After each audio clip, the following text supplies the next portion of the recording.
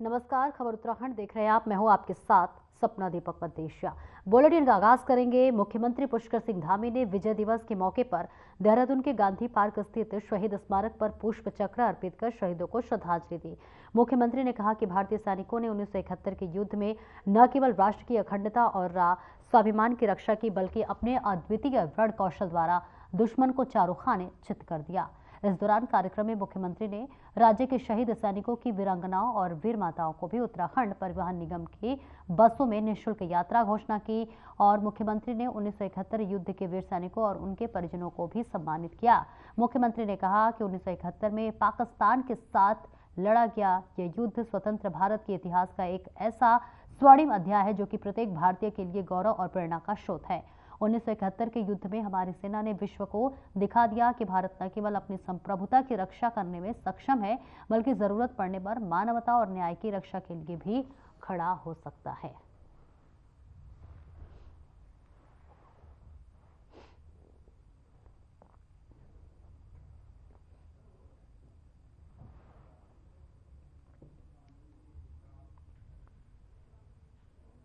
और चमोली में विजय दिवस के मौके पर जिला पंचायत सभागार में सैनिक कल्याण विभाग की ओर से कार्यक्रम आयोजित किया गया।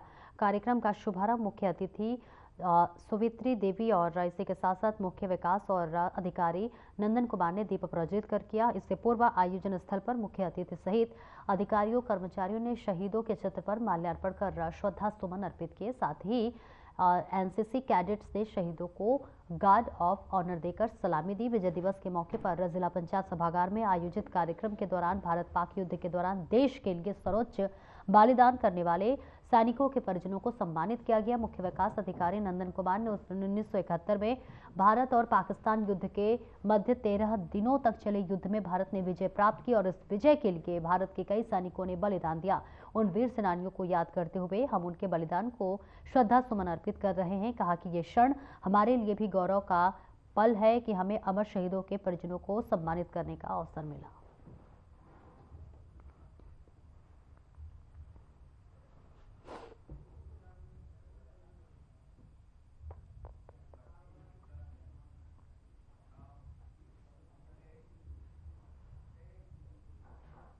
और उत्तराखंड में यूनिफॉर्म सिविल कोड जल्द लागू करने के लिए जिला स्तर से लेकर ब्लॉक स्तर तक के अधिकारियों और न्यायिक व्यवस्था से जुड़े लोगों को ट्रेनिंग दी जा रही है। समिति के सदस्य सुरेखा डंगवाल ने इसको लेकर कहा कि इसके लिए एक ऐप भी तैयार किया जा चुका है और ऐप का लोग कैसे इस्तेमाल करेंगे इसके लिए अधिकारियों को ट्रेनिंग दी जा रही है। और आपको बता दें कि यूनिफॉर्म सिविल कोड के लिए गठित कमेटी ने 18 अक्टूबर को सरकार को नियमावली सौंप दी है। मुख्यमंत्री पुष्कर सिंह धामी के निर्देश के बाद पूर्व मुख्य सचिव शत्रुघ्न सिंह की अध्यक्षता में क्रियान्वयन समिति बनाई गई है। इस समिति का पूरा फोकस यूसीसी लागू करने और इसके सभी पहलुओं से अधिकारियों को अवगत कराने को है।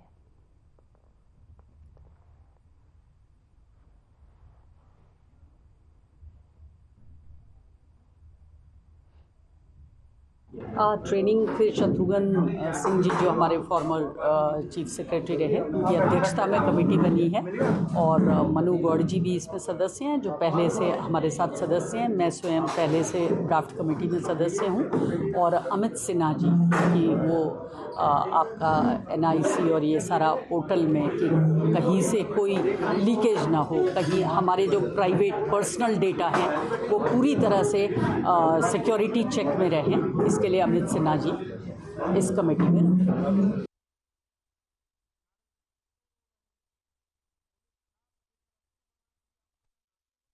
उत्तराखंड के पूर्व मुख्यमंत्री त्रिवेंद्र सिंह रावत ने पिछले दिनों प्रदेश में कानून व्यवस्था को अपनी ही सरकार पर सवाल खड़े कर दिए हैं।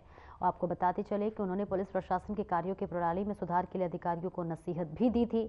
और अब प्रदेश में नए DGP दीपम सेठ के कार्यभार संभालने के बाद पूर्व मुख्यमंत्री त्रिवेंद्र सिंह रावत पुलिस व्यवस्था में सुधार की बात कर रहे हैं। पूर्व मुख्यमंत्री त्रिवेंद्र सिंह रावत ने कहा कि दीपम सेठ वरिष्ठ IPS अधिकारी हैं, अपने कार्य और जिम्मेदारियों को बखूबी निभाना जानते हैं और ऐसे में प्रदेश की पुलिसिंग में बड़े स्तर पर सुधार की संभावना है।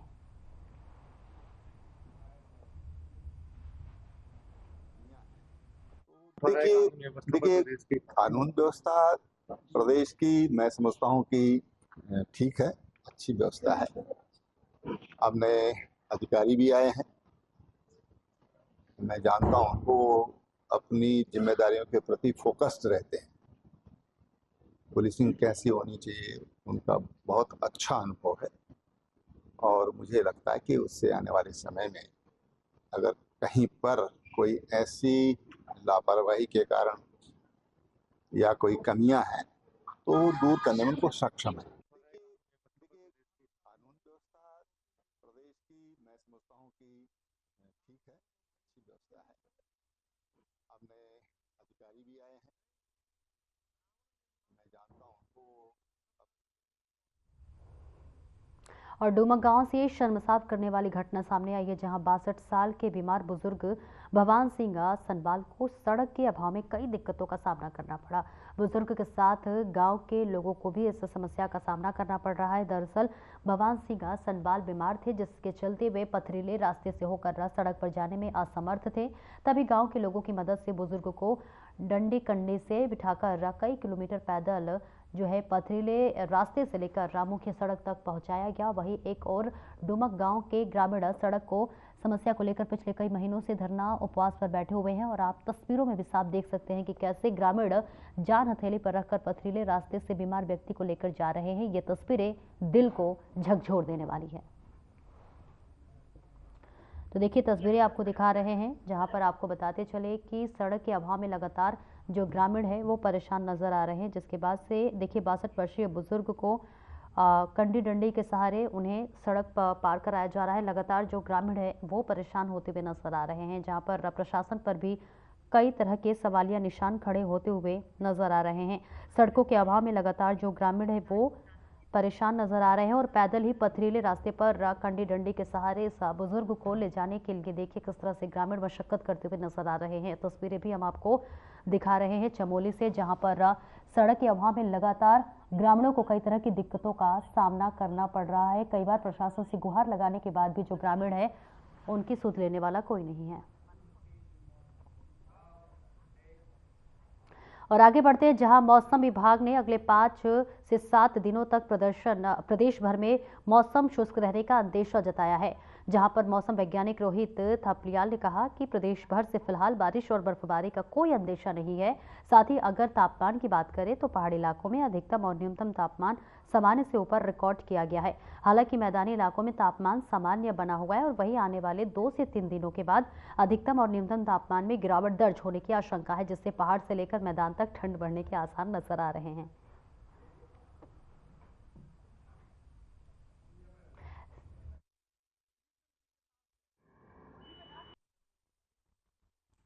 देखिए, आज जो है 16 दिसंबर हो गया है, तो अगले जो है 5 से 7 दिन उत्तराखंड में ज़्यादातर स्थानों पे मौसम शुष्क रहेगा।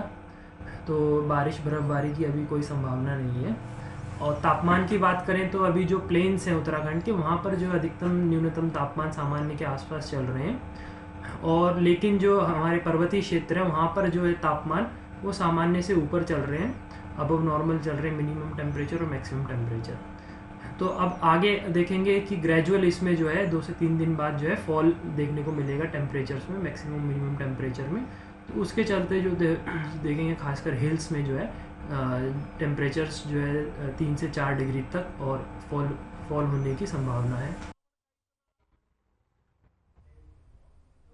और उत्तराखंड में बीजेपी के वरिष्ठ नेता बांग्लादेश में अल्पसंख्यकों पर हो रहे अत्याचार के खिलाफ आंदोलन कर रहे हैं। उनके इस आंदोलन पर कांग्रेस प्रदेश अध्यक्ष करण माहरा ने कटाक्ष किया है। उन्होंने कहा कि केंद्र में बीजेपी की सरकार है और ऐसे में देहरादून में आंदोलन और विरोध प्रदर्शन करना अपने आप में सवाल खड़े कर रहे हैं। कांग्रेस प्रदेश अध्यक्ष ने पूर्व प्रधानमंत्री स्वर्गीय इंदिरा गांधी और पूर्व सेना प्रमुख सैम मानेकशॉ को याद करते हुए कहा कि उनके समय में क्या हुआ था ये सबको पता है। कुल मिलाकर कांग्रेस के प्रदेश अध्यक्ष ने केंद्र सरकार पर तीखा हमला बोला है और कहा कि बीजेपी के नेता देश के अन्य हिस्सों में हो रहे अपराधों को, अत्याचार की घटनाओं पर कोई आवाज क्यों नहीं उठा रहे हैं।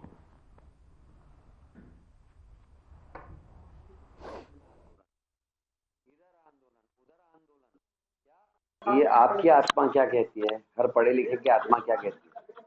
ये बेशरम सरकार और इसके बेशरम मंत्री और बेशरम कार्यकर्ता हैं। उत्तराखंड में आंदोलन, इधर आंदोलन, उधर आंदोलन, क्या कि बांग्लादेश में हमारे हिंदुओं की रक्षा करो। मणिपुर में जो रह रहे हो कौन है? उनकी रक्षा कौन करेगा? अंकिता भंडारी कौन है, उसकी रक्षा कौन करेगा?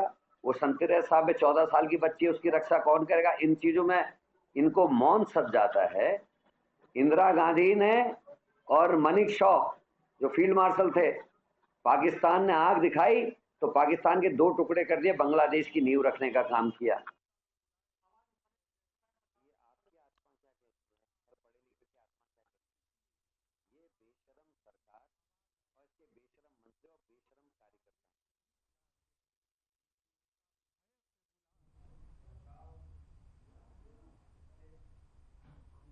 और देहरादून में राज्य का पहला सोलर मेला आयोजित किया गया है। इस मेले का आयोजन सौर ऊर्जा को बढ़ावा देना है, जिससे बतौर मुख्य अतिथि सूबे के मुख्यमंत्री पुष्कर सिंह धामी ने शिरकत की। मुख्यमंत्री धामी ने बताया कि सरकार स्थायी ऊर्जा को बढ़ावा देने के लिए हर मुमकिन प्रयास कर रही है और साथ ही इस तरह के आयोजन निकटतम भविष्य के लिए मील का पत्थर साबित होंगे। तो देखिए, देहरादून से तस्वीर दिखा रहे जहां सोलर मेले का आयोजन हुआ है। सौर ऊर्जा को बढ़ावा देने का ये उद्देश्य है। तो वहीं मुख्यमंत्री पुष्कर सिंह धामी इस पूरे कार्यक्रम में शिरकत करते हुए नजर आए। तस्वीरें आपको दिखा रहे हैं जहां पर प्रशासन की तरफ से भी लगातार सोलर ऊर्जा को बढ़ाने के लिए लगातार लोगों को प्रोत्साहित किया जाता है। और इस बीच देखिए, देहरादून में भी इसके लिए यहाँ कार्यक्रम आयोजन किया गया, जहाँ खुद यहाँ पर सूबे के मुखिया पुष्कर सिंह धामी शिरकत करते हुए नजर आए, जहां पर सोलर मेले का आयोजन किया गया था। और सोलर ऊर्जा को किस तरह से बढ़ावा देना है, इस बात पर भी यहां पर चर्चा की गई। फिलहाल ये तस्वीरें आपको देहरादून से दिखा रहे हैं, जहां पर सोलर मेले के आयोजन में मुख्यमंत्री पुष्कर सिंह धामी शिरकत करते हुए नजर आए। ये पूरे देश के अंदर एक बहुत बड़ा गेम चेंजर हो रहा है और उत्तराखंड के अंदर सूर्य घर योजना और सौर जो हमारा कौथी काज हो रहा है, ये आने वाले समय में एक मील का पत्थर साबित होगा और हमारा राज्य इस दिशा में भी एक आदर्श राज्य के रूप में देश के सामने आएगा।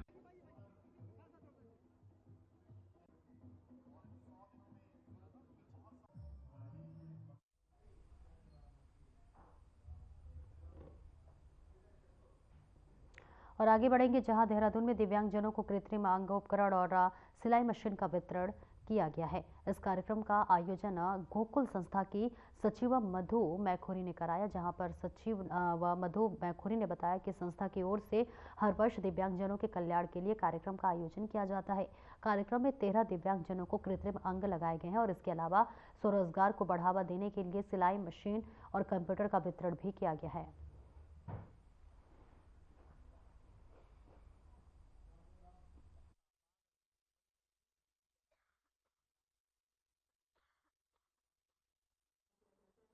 देखिए, गोकुल संस्था हर वर्ष जो पहाड़ों से और देहरादून से चयनित दिव्यांगजन हैं उनको कृत्रिम अंग लगाती हैं।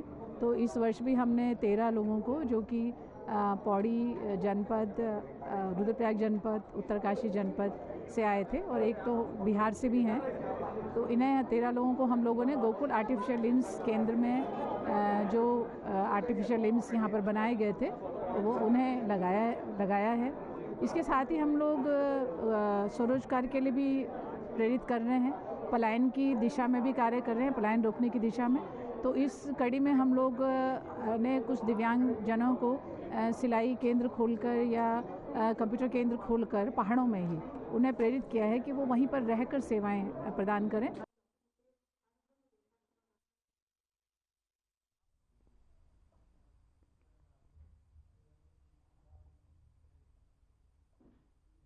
और भाई, उत्तराखंड में नगर निकायों के लिए आरक्षण की सूची जारी होते ही तमाम जगह पर इसका विरोध होने लगा है।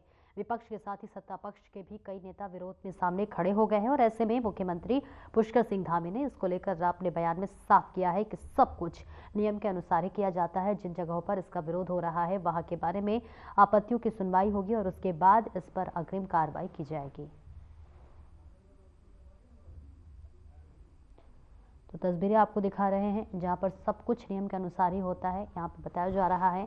और निकायों में आरक्षण का भी देखिए लगातार विरोध भी देखने को मिल रहा है। यहाँ पर आप मुख्यमंत्री पुष्कर सिंह धामी को भी देख पा रहे हैं, जहाँ पर इस पूरे कार्यक्रम में भव्यता बढ़ाते हुए मुख्यमंत्री नजर आ रहे हैं। जहाँ इस बीच मुख्यमंत्री का बयान सामने आया है। मुख्यमंत्री ने कहा है कि सब कुछ नियमों के अनुसार ही होता है, सब कुछ नियम और कानून के अंदर ही रहकर जितने भी कार्य होते हैं उन्हें संलग्न कराया जाता है। मुख्यमंत्री पुष्कर सिंह धामी का ये बयान सामने आया है। देहरादून से तस्वीरें आपको दिखा रहे हैं, जहां पर सूबे के मुखिया का एक बयान सामने आया है जिसमें निकायों में आरक्षण का विरोध करते हुए नजर आ रहे हैं और इसी के साथ साथ जो है अपने बयान में ये भी कहते हुए नजर आ रहे हैं कि जो कुछ भी काम होना है वो सब नियम और कानून के कायदे के अनुसार ही किया जाना है।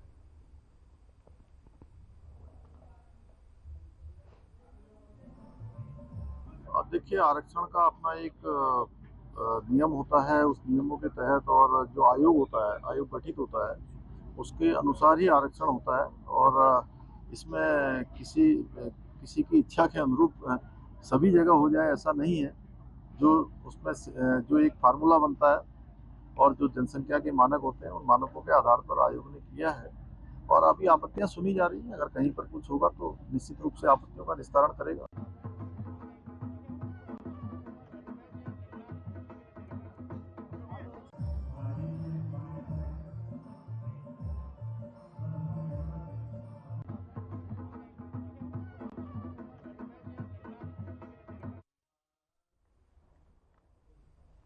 प्रधानमंत्री नरेंद्र मोदी की पहल पर रात देश भर में सौर ऊर्जा के प्रति जागरूकता के लिए संचालित अभियानों की श्रृंखला में उत्तराखंड के देहरादून में आगामी 16 दिसंबर से 2 दिवसीय प्रथम और मेला का जो है आगाज आज मुख्यमंत्री पुष्कर सिंह धामी ने उद्घाटन किया। राज्य में यह आयोजन ऊर्जा, पर्यावरण और जल परिषद के निर्देशन में उत्तराखंड विद्युत निगम लिमिटेड और उत्तराखंड अक्षय ऊर्जा विकास एजेंसी संयुक्त रूप से करेगा।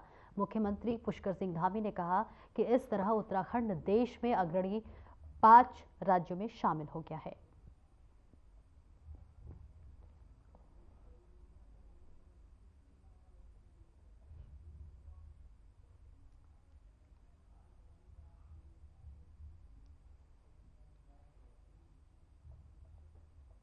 देखिए, पूरे देश के अंदर एक बहुत बड़ा गेम चेंजर हो रहा है और उत्तराखंड के अंदर सूर्य घर योजना और सौर जो हमारा कौथी काज हो रहा है, ये आने वाले समय में एक मील का पत्थर साबित होगा। और हमारा राज्य इस दिशा में भी एक आदर्श राज्य के रूप में देश के सामने आएगा।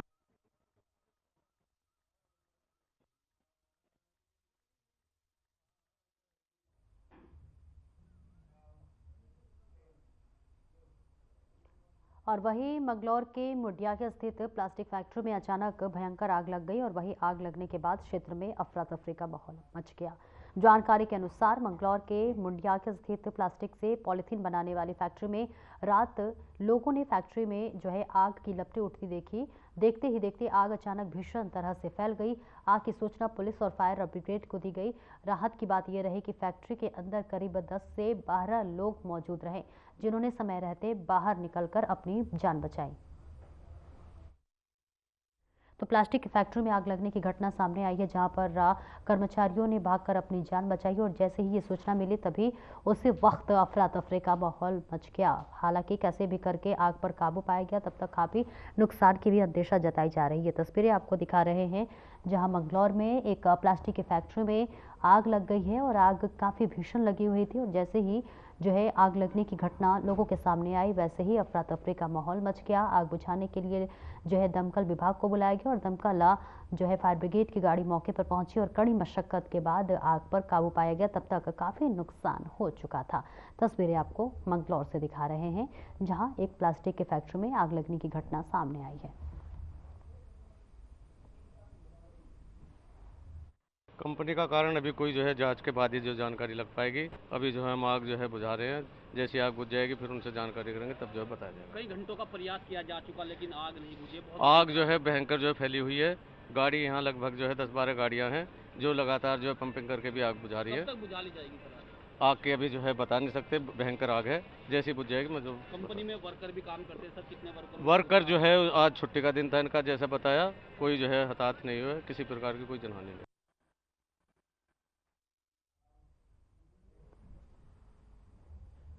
और वही 1971 भारत पाकिस्तान युद्ध में मिले विजय की स्मृति में पूरे देश में आज विजय दिवस मनाया जा रहा है। वहीं आपको बता दें, सीमांत खटीमा में भी भूतपूर्व सैनिक संगठन ने तहसील परिसर विजय दिवस हर्षोल्लास के साथ मनाया। इस मौके पर 1971 के भारत पाकिस्तान युद्ध में शहीद हुए शहीद सैनिकों को एसडीएम रविंद्र बिश्ने व संगठन के अध्यक्ष रिटायर्ड कैप्टन गंभीर राज सिंह धामी ने पुष्पचक्र अर्पित कर श्रद्धांजलि अर्पित की।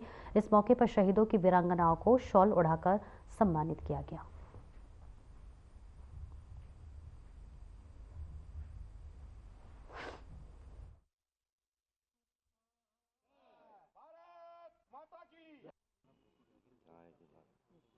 विजय दिवस हम हर साल बड़े धूमधाम से मनाते हैं। यह दिवस हम इसलिए मनाते हैं कि 1971 में जो हमारे पूर्व सैनिकों ने बांग्लादेश की आज़ादी के लिए अपने प्राणों को न्यौछावर किया था, उनकी वीरांगनाओं को यहाँ पर आज बुलाकर उनके सम्मान में यहाँ पर उनको समर्पित किया जाता है। इसलिए हर साल की तरह यहाँ पर बड़े धूमधाम से हम मनाते हैं और हमेशा उनको याद रखते हैं। आज 1971 में हमने बांग्लादेश को आज़ाद किया। आज बांग्लादेश की हालत देखिए, हमारे हिंदुओं के ऊपर उतना कितना अत्याचार हो रहा है और हमारे पूर्व सैनिक उससे बहुत पीड़ित हैं, क्योंकि वो सब 1971 वाले पूर्व सैनिक जितने भी हैं उनको सब पता है। 1971 में पाकिस्तान पर मिली जीत की याद में आज पूरा देश विजय दिवस हर्षोल्लास और धूमधाम के साथ मना रहा है।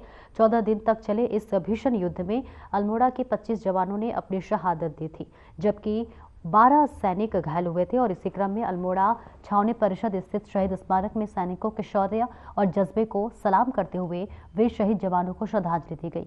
कार्यक्रम के मुख्य अतिथि विधायक मनोज तिवारी, डीएम आलोक कुमार पांडे, एसएसपी देवेंद्र पिंचा समेत कई रिटायर्ड सैन्य अधिकारियों ने शहीद स्मारक में पुष्पचक्र और पुष्पांजलि अर्पित कर शहीदों को नमन किया।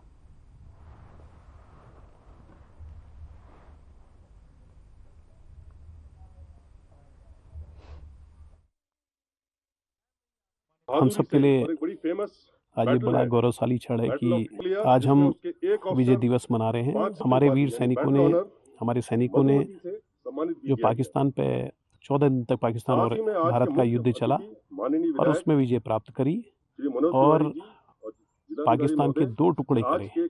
और सबसे खुशी की ये बात है कि 93,000 पाकिस्तान के सैनिकों ने बड़ी भारत में आत्मसमर्पण किया और ये अपने आप में एक ऐतिहासिक विजय थी। चाहे 1965 का युद्ध हो, 1971 का हो, चाहे कारगिल का युद्ध हो, हमारे वीर सैनिकों ने इस देश की सीमाओं में एक सजग प्रहरी के रूप में इसके भारत की आन बान शान के लिए हमेशा समर्पित होकर अपनी सेवाएं दी है। विजय दिवस है और देश के गौरव का आज पर्व है। हमारे शहीदों को श्रद्धांजलि देने का जो है पर्व है। और आज के दिन बांग्लादेश का निर्माण हुआ था और पाकिस्तान को हमारी सेनाओं ने हराया था। विश्व इतिहास में अनुपम दिवस है और हम अपने सैनिकों को आज बधाई देते हैं और जो हमारे सैनिक शहीद हुए उनको श्रद्धांजलि देते हैं। विजय दिवस है और देश के गौरव का आज पर्व है। हमारे शहीदों को श्रद्धांजलि देने का जो है पर्व है। और आज के दिन बांग्लादेश का निर्माण हुआ था और पाकिस्तान को हमारी सेनाओं ने हराया था। विश्व इतिहास में अनुपम दिवस है और हम अपने सैनिकों को आज बधाई देते हैं और जो हमारे सैनिक शहीद हुए उनको श्रद्धांजलि देते हैं।